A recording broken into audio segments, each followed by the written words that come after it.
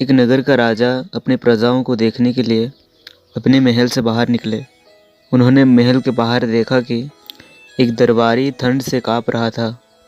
राजा उस दरबारी के पास गए और पूछा कि तुम्हारे पास पहनने के लिए ठंड की वस्त्र नहीं है क्या?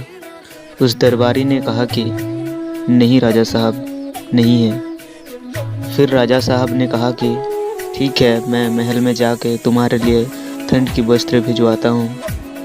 फिर वो महल गया और किसी ज़रूरी काम की वजह से उनको कपड़ा भिजवाना भूल गए।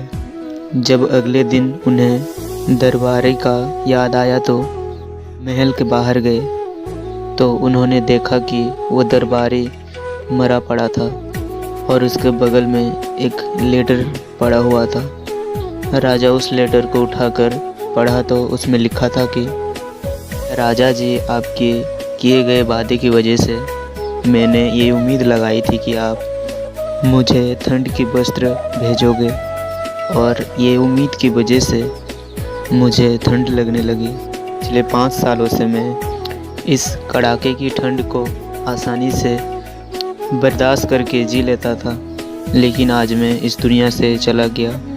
ये छोटी सी कहानी हमें ये सिखाती है कि किसी से उम्मीद मत लगाओ। ये उम्मीद इंसान को खोखला कर देती है। अगर कुछ करना ही है ना तो अपने दम पर कर जाओ।